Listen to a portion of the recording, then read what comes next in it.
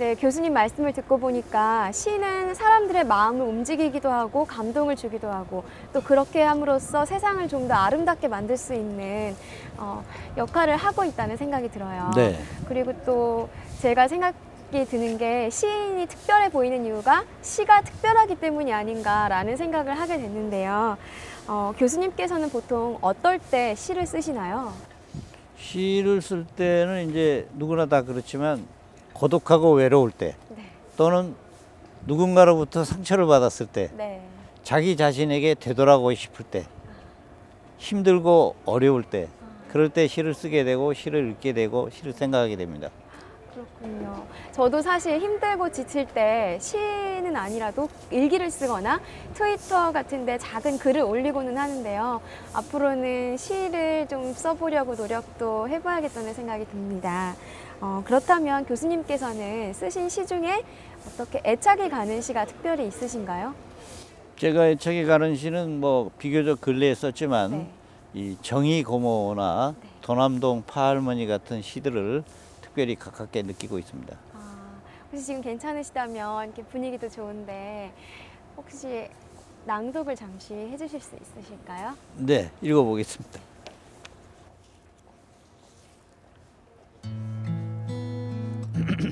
도남동 파할머니.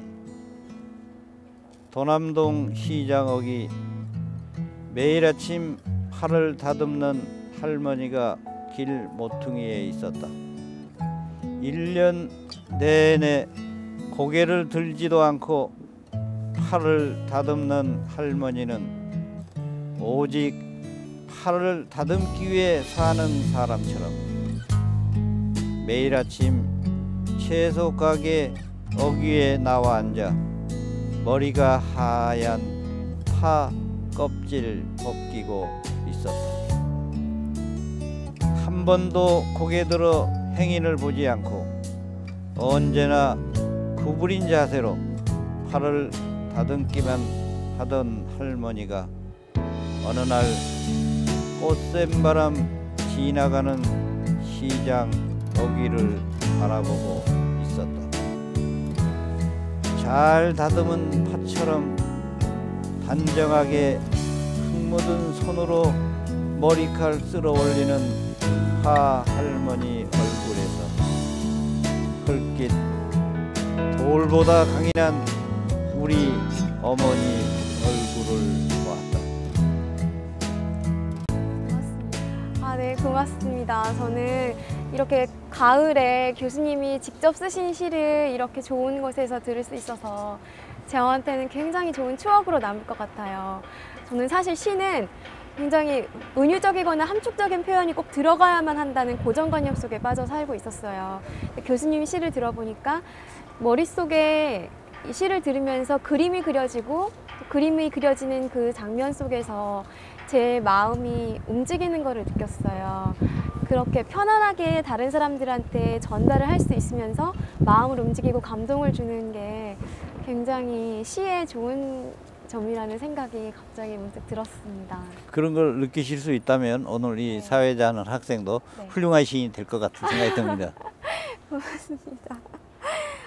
이렇게 낭독하시는 모습을 보니까요. 교수님께서 대학 때 한인길 하셨을 것 같은데 교수님이 이렇게 시를 쓰시는 모습이나 낭송하는 모습이나 또 지적인 모습을 보고 이렇게 교수님께 반한 학생이 있을 것 같아요. 저는 자기 표현을 잘 못하던 그런 시절이었고 또 누군가 나를 좋아했다고 하더라도 그것을 알아채지 못했어요. 이 소위 요새 학생들 멘트로 작업에 들어갈 때는 상대방의 마음을 빨리 읽어야 되는데 그때 저는 내 자신 속에 빠져 있었기 때문에 그런 것에 눈 돌릴 여가를 갖지 못했고 때로는 내가 누군가를 좋아한다 하더라도 그것을 잘 표현하지 못했기 때문에 언제나 이 짝사랑으로 상처받고 힘들고 어려웠던 것 같습니다. 굉장히 공감이 가는 게 사실 저도 그렇거든요. 그래서 표현을 하지 못해서 자꾸 글로 표현하게 되는데 그런 마음이 시를 쓰게 되는 어떤 계기나 시작이 되는 것 같다는 생각이 네, 저도 그렇게 생각하고 진실한 마음이라는 것은 얼른 표현이 잘 안 됩니다.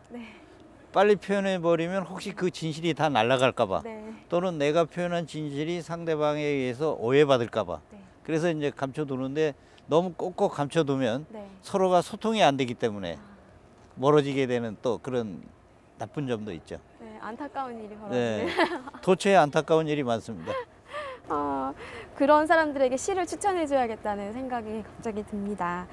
교수님 학창 시절 이야기가 나와서 그런데요. 대학교 시절 때 교수님께서 지금은 없어졌지만 고려대학교의 책 읽는 동아리 호박회의 초창기 회원이었다고 들었어요.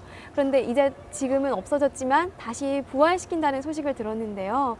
책 읽는 동아리 또 문학에 관련된 동아리가 부족한 요즘 고려대학교 학생들에게 책을 꼭 읽어야 하는 이유에 대해서 말씀해 주신다면 좋을 것 같습니다. 요즘 젊은 세대들에게는 책으로부터 자꾸 멀어지는 것 같아요. 네. 저희가 60년대 대학을 다닐 때는 책이 귀했어요. 네. 그 책을 구하기 위해서 청계천을 찾아다니고 도서관을 뒤지고 또 누가 한 권의 책을 구하면 서로 나눠서 보고 돌려가면서 네. 근데 책이 너무 흔해졌는데 오히려 사람들은 책으로부터 멀어지는 이런 상황이 이제 디지털적인 상황인데 책 읽는다는 것은 읽으면서 생각한다는 거죠. 네. 또 생각한다는 것은 새로운 것을 만들어낸다는 뜻입니다. 네. 그러니까 보고 스쳐가는 정보보다는 읽고 생각하고 거기다가 쓴다면 더 좋겠죠. 그래서 고려대학이 앞으로 정말 세계적인 대학이 되려면은 고려대학의 어떤 인문정신의 중심이 깊어져야 되는데 네. 그러기 위해서는 고대 학생들이 행동하는 고대 또 생각하는 고대에 네. 넘어서서 책 읽는 고대 그래서 뭔가 창조적인 지식 생산의 중심이 될 수 있는 고대 그런 모임이 앞으로 다시 재건되고 네. 그래서 학생들이 그런 것을 통해서 자기 자신의 자아를 확충하면서 미래를 구상해 나가는 그런 계기가 됐으면 좋겠다 이렇게 생각합니다. 좋은 답변 감사합니다. 교수님 그럼 마지막 질문일 것 같은데요. 조금 뜬금없을 수도 있겠지만 교수님에게 랩이란 어떤 걸까요? 랩. 뭐요? 랩이요. 랩? 네. 무슨 랩? 랩. 음악에서 랩. 아, 랩. 바로 이 자리에서도 시 낭독회를 가지고 네. 학생들이 랩으로 시를 읽는 것을 봤어요. 네. 그래서 이제 그 읽는 것을 보면서 새롭다는 느낌도 들고 네. 그 춤과 율동과 음악 속에서 어떻게 보면 새로운 시의 힘이 나오지 않겠는가 이렇게 생각했고 시를 즐기는 방법은 여러 가지입니다. 네. 엄숙하게 읽는 것도 있고 랩으로 표현하는 방법도 있고 랩으로 표현해서 더 가까이 더 많이 접근할 수 있다면 상당히 좋은 것이 아닐까 이렇게 생각합니다.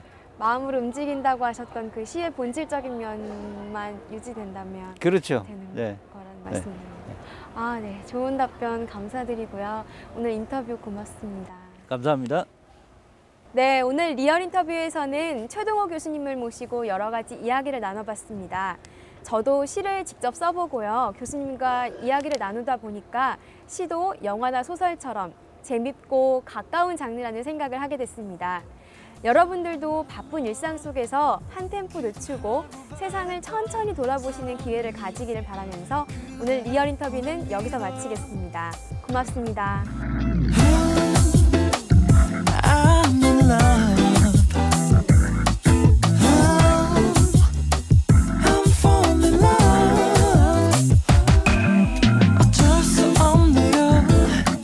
내 맘을 숨기기에 그대는 너무 아름답죠. Baby, my lady, I'm in love. I'm so in